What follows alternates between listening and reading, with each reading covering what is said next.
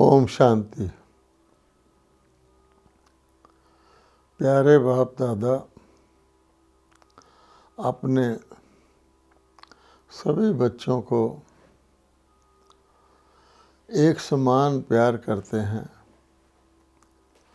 और एक समान सबको श्रेष्ठ पद दिलवाना चाहते हैं। जो बच्चे कमज़ोर हैं उनकी ओर प्यारे बाबा और ही रहम की दृष्टि रख के उन्हें और भी मदद करके उनको भी बाबा चाहते हैं कि वो श्रेष्ठ पद की प्राप्ति करें। और हम बच्चे भी यही चाहते हैं कि हम यहाँ आए हैं, बाबा के बच्चे बने हैं, तो हर एक के मन में ये एक शुभ इच्छा रहती है कि हम भी श्रेष्ठ से श्रेष्ठ प्रारब्ध की प्राप्ति करें।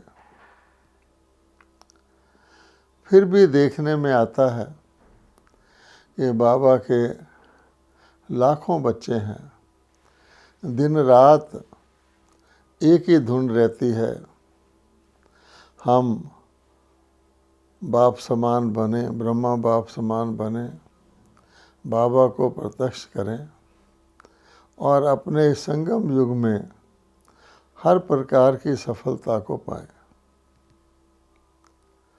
हर एक अपने अपने रीति से इसी धुन में, इसी लगन में, इसी पुरुषार्थ में रहते हैं। बाबा ने ये भी कह दिया कि बच्चे माला की गिनती नहीं करो कि माला में इतने मन के आएंगे, तुम विजयी बनो, बाबा माला को बड़ा कर देगा, उसमें लड़ियाँ लगा देगा।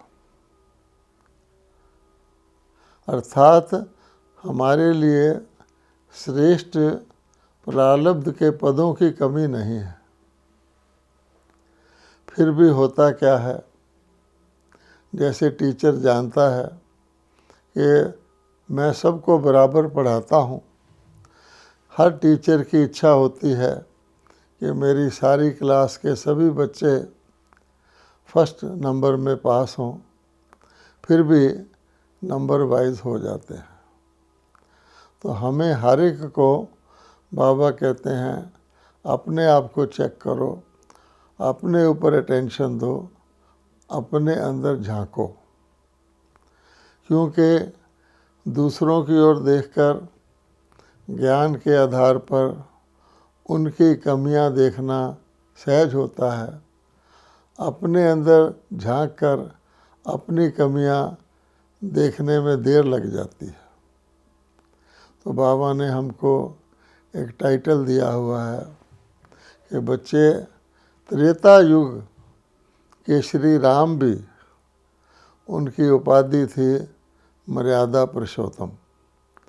तो हमें जिस प्रकार से ज्ञान की धारणा करनी है, योग में रहना है, सेवा करनी है, उसके साथ साथ कई मर्यादाएं हैं जिनका हमें अवश्य पालन करना है। जैसे डॉक्टर कितनी भी अच्छी दवाई दे दे, लेकिन अगर उसके साथ परहेज़ नहीं किया जाए, डॉक्टर बताता है इस चीज़ से तुम्हें परहेज़ रखना है, तो दवाई देर से असर करती है, पूरा असर नहीं करती।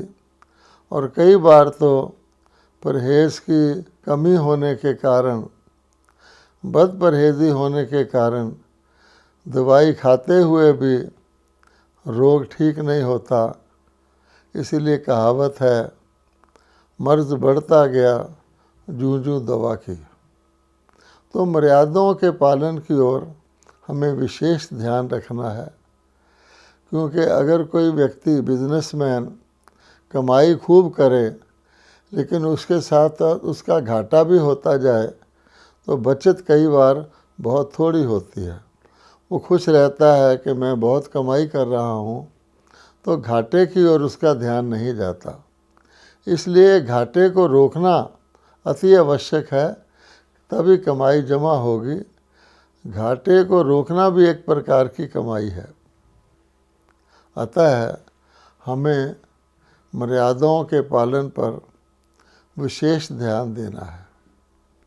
और बाबा ने यज्ञ की अनेक मर्यादाएं हमें बताई हुई हैं। और बाबा कहते हैं और कुछ ना करो, सुबह से शाम तक केवल ये ध्यान रखो कि मैं मर्यादाओं का पूरा पालन कर रहा हूँ, ताकि वो जो मैं धारणाएं कर रहा हूँ, मेहनत कर रहा हूँ, पुरुषार्थ कर रहा हूँ, उसमें सफलता प्राप्त हो। जैसे किसी ठंडी चीज़ को ठंडी जगह रखा जाए, थर्मोस या फ्रिज में, तभी वो ठंडी रहती है। अगर आप थर्मोस का ढक्कन खोल दो या फ्रिज की बिजली चली जाए तो और ही फ्रिज की चीज़ खराब हो जाती है, थर्मोस की चीज़ ठंडी नहीं रहती। तो हमें मर्यादाओं पर इतना ध्यान रखना है। अब यज्ञ की एक बड़ी मुख्य मर्यादा है जो ब्रह्मा बाबा ने हमारे लिए उदाहरण बन के दिखाया।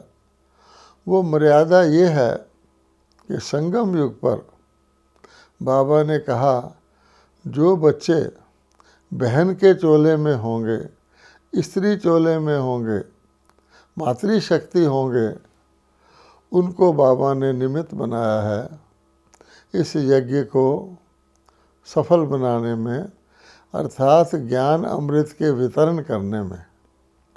बहुत सारी इसके दृष्टांत हैं। तो शुरू में ब्रह्मा बाबा ने स्वयं, जब ब्रह्मा बाबा ने शिव बाबा के आगे सरेंडर किया अपना तन मन धन और स्थापना की इस यज्ञ की शुरू में, तो बाबा ने 8 बहनों की एक ग्रुप कमेटी बनाई और उनके आगे समर्पित किया। भाव अर्थ ये कि यद्यपि बाबा ब्रह्मा बाबा आदि देव हैं, सारे यज्ञ को चलाने वाले हैं, फिर भी बाबा ने ये मर्यादा निश्चित की कि इस यज्ञ में माताओं बहनों को आगे रखा जाएगा और जो पुरुष शरीर चोलाधारी हैं, अर्थात जो भाई हैं, वो पीछे रहेंगे। सार रूप में बाबा ने कहा, बहनें गाइड बनेंगी, भाई गार्ड बनेंगे। भाइयों का अपना इम्पोर्टेंट रोल है, लेकिन इस मर्यादा को भाइयों को नहीं भूलना चाहिए। तो इसलिए हर भाई शरीरधारी आत्मा को संगम युग पर इस बात का विशेष ध्यान रखना है। ऐसा नहीं है कि बाबा कहते हैं कि सारी बहनें एक समान होती हैं, कई धारणा स्वरूप होती हैं, कई कम धारणा स्वरूप भी होती हैं, लेकिन टोटल तौर पर भाइयों को, बहनों माताओं को सम्मान देना है। एक तो क्योंकि ये यज्ञ का एक मर्यादा है और बहुत बड़ी मर्यादा है। और दूसरे, किसी भी कार्य क्षेत्र में बहनों को आगे रख के, बहनों को साथ रख के चलना है। बिना बहनों के, बिना बहन को आगे रखे हुए कार्य नहीं करना है। भाई भी बहुत बुद्धिमान है। ब्रह्मा बाबा स्वयं सारे यज्ञ के ज्ञान सुनाने के निमित्त बने, लेकिन बाबा ने हमेशा माताओं बहनों को आगे रखा। तो हमें भी ध्यान रखना है, क्योंकि हर एक व्यक्ति के अंदर ये एक स्वाभाविक नेचर होती है कि जो मैं कहता हूँ वो ठीक है, मेरी बुद्धि ठीक बात कर रही है। तो बाबा ने कहा, ठीक है, ड्रामा अनुसार जिस समय जो व्यक्ति जो भी सोचता है अपनी तरफ से ठीक ही सोचता है। तो हर एक व्यक्ति की उसकी जो मत है उसको हमें सम्मान देना है। फिर सामूहिक तौर पे जब सबके मतों को इकट्ठा किया जाता है और उसके बाद कोई निष्कर्ष निकाला जाता है, उसमें जो फाइनल होता है उसको हमें सम्मान देना है, जिसको बाबा कहते हैं कि बालिक सो मालिक, कि हमें मालिक बनकर हर चीज़ में अपनी राय देनी है, लेकिन जब वो राय फाइनल हो जाए सामूहिक तौर पर, उसमें बालक बनकर उसको स्वीकार करना है। ये भी हमारी एक मर्यादा है। तो इसलिए जितने भी हम यज्ञ में सेवाधारी हैं, समर्पित हैं, भिन्न भिन्न जिम्मेवारियां निभा रहे हैं, तो हमको इस बात का खास ध्यान रखना है कि बाबा कहते हैं कि ये दो बातें कि मर्यादा है कि बहनों को आगे रखना है, बहनों का सम्मान करना है, और दूसरी मर्यादा ये है कि अपनी राय देनी है, लेकिन जब फाइनल हो जाता है तो फाइनल राय को स्वीकार करना है। इसके लिए बाबा ने कहा हुआ है कि बच्चों को निमित्त समझ के जीवन में आना है, यज्ञ में जीवन बिताना है, निर्माण बन के रहना है, क्योंकि निमित्त बनने से हम न्यारे होकर कर्म करेंगे, लेकिन कर्म के प्रभाव में नहीं आएंगे। बाबा कहते हैं अच्छे कर्म के प्रभाव में आना भी एक बंधन है। अपनी बुद्धि की विशेषता के ऊपर भी अड़े रहना, या उसके आधार पर ही अपने अवस्था को समझना कि मेरी बात मानी गई तो मैं खुश, ना मानी गई तो मैं दिल शिकस्त होकर के अन्य कार्य में उतने उत्साह से सहयोगी ना दूं या किनारा कर लूं, तो ये भी अच्छी बात नहीं है। ऐसे ही घर बार में रहने वालों को बाबा कहते हैं तुम ट्रस्टी हो। ट्रस्टी का मतलब यह निमित्त हो, जो कुछ है वो बाबा का समझकर, बाबा का दिया हुआ समझकर हमको पार्ट बजाना है। किसी भी पार्ट में हमें अपनी मैं नहीं लानी है, क्योंकि ये जो मैं है ये अमानत में ख़यानत है, ट्रस्टीपन के विरुद्ध है। सरेंडर जो हमने किया, अपनी बुद्धि को भी किया, मन को भी किया, तन को भी किया, समय को भी किया, धन को भी किया, तो उसके ये खिलाफ जाता है, जिसको बाबा कहते हैं ये उल्टा काम हो जाता है, और हमारी जो प्राप्ति है, जो हमारी जमा होना चाहिए, उसके अंदर घाटा पड़ जाता है। इसी प्रकार बाबा कहते हैं कि वर्तमान संगम के समय मैं एक का पदम गुना प्राप्ति कराता हूँ। अर्थात अगर हमने एक अपने समय को, संकल्प को, किसी भी चीज़ को ठीक रीति से ईश्वरीय मर्यादा के अनुसार यूज़ किया, तो उसकी पदम गुना प्राप्ति होती है। अगर आप इस बात को दूसरी तरह से देखें, अगर हमने एक चीज़ को भी अगर लौकिक रीति से या साधारण रीति से यूज़ कर लिया और उसको लौकिक में नहीं सफल किया, तो हमें पदम गुना का घाटा हो जाता है। इस बात को हम नज़रअंदाज कर देते हैं, क्योंकि हम अपनी प्राप्तियां तो गिन लेते हैं, ये अच्छा किया, ये अच्छा किया, इसमें इतनी प्राप्ति हो गई, लेकिन जितनी हो सकती थी उसमें कितना हमने साधारण किया या व्यर्थ किया या लौकिक किया, उसका हम ध्यान नहीं रखते। इसलिए बाबा कहते हैं इसलिए भी निमित्त होना, निर्माण होना आवश्यक है, क्योंकि कई बार हमको जो डिपार्टमेंट मिलता है, अर्थात कोई सेवा मिलती है, हम सेवाधारी हैं। बाबा स्वयं कहते हैं कि मैं ऑलमाइटी बच्चों का सेवाधारी बन के आता हूँ। कभी कभी बाबा एग्जाम्पल देते हैं कि अंग्रेज़ों के समय में जो वायसराय होते थे, वो चिट्ठी के नीचे लिखते थे योर ओबीडियंट सर्वेंट। तो बाबा कहते जब मैं बच्चों का ओबीडियंट सर्वेंट हूँ, तो बच्चे भी तो ओबीडियंट सर्वेंट हो गए ना। सिर्फ सर्वेंट नहीं, सेवादारी नहीं, बल्कि ओबीडियंट सर्वेंट। आज्ञाकारी के अनुसार सेवाधारी, अर्थात आज्ञा के अनुसार सेवाधारी, यानी श्रीमत के अनुसार सेवाधारी। मान लीजिए मेरे को कोई डिपार्टमेंट दिया जाता है और उस डिपार्टमेंट को मैं सेवादारी समझकर ईश्वरीय मर्यादाओं के अनुकूल समझकर ना चलाऊं और मैं समझूं मेरे में बहुत विशेषता है, मैं उस सेवा को बहुत अच्छी तरह करता हूं और मैं ये भूल जाऊं कि ये बाबा की दी हुई सेवा है, ये मेरी अवस्था बनाने के लिए सेवा है, नंबर जमा करने के लिए सेवा है, तो कई बार मैं अपनी सेवा में सेवादारी की बजाय अपना मन मत चलाना शुरू कर देता हूँ। ये बड़ी सूक्ष्म बात है, इसके ऊपर हमें अटेंशन देनी पड़ेगी। ये हो जाता है एक प्रकार से। तो फिर क्या होता है, मैं जो मेरे इंचार्ज हैं उनको कहता हूँ ये करना है, ये नहीं करना है।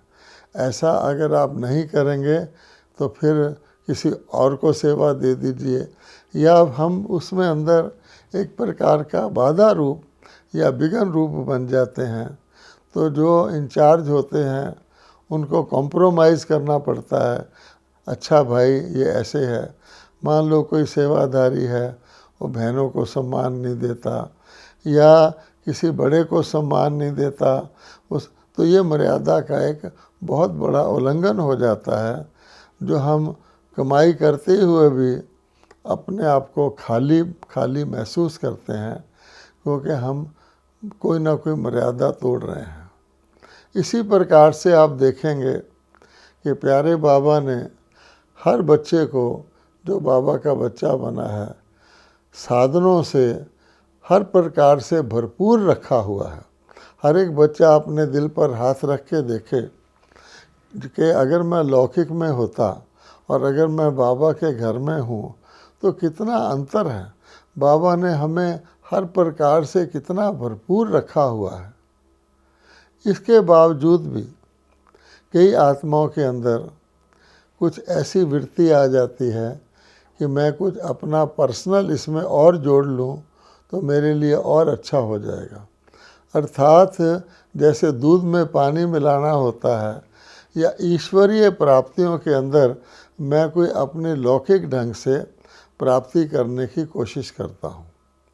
तो हमने देखा है, आप सब जानते हैं, कोई ना कोई किसी ना किसी प्रलोभन में आ जाते हैं, किसी वस्तु को ज़्यादा ले लेते हैं, या किसी को देख करके अपने को वो वस्तु नहीं भी चाहिए तो कॉपी करके कि उसको ये मिला है मुझे भी मिलना चाहिए।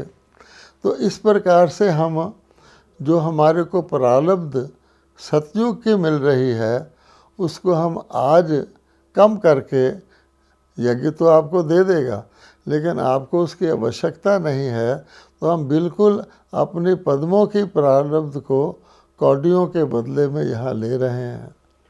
बाबा ने बताया हुआ है कि बच्चों, तुमको यहाँ ऐसे कर्म करने से टेम्परेरी मान सम्मान भी मिल जाएगा, टेम्परेरी चार्ज भी मिल जाएगा, टेम्परेरी साधन भी मिल जाएंगे, लेकिन वो सब नकली हैं, गलत हैं, अयथार्थ हैं, अमर्यादित हैं, और तुम्हारी भविष्य की कितनी प्रारब्ध ऊंची कम हो रही है, ख़त्म हो रही है, इसको अटेंशन दो। क्योंकि हमें तो बाबा कहते हैं यहाँ जितना बेगर बनेंगे उतना प्रिंस बनेंगे। जो हमारी आवश्यकताएं हैं वो हम अवश्य लें, कुछ एक्स्ट्रा कोई चीज़ चाहिए यज्ञ के द्वारा लें, लेकिन जो हम कई बारी अमर्यादित ढंग से, हमारे स्टूडेंट आते हैं उनकी हम सेवा करते हैं, उनसे हम कुछ भी मांगते हैं, वो यज्ञ का व्यक्ति समझकर हमको देने को तैयार हो जाते हैं। लेकिन हमें सोचना चाहिए, मांगना, बाबा ने कहा है बच्चे, रॉयल ढंग से मांगना या सामान्य ढंग से मांगना, मांगने से मरना भला, ये बाबा ने कहा हुआ है। भगवान के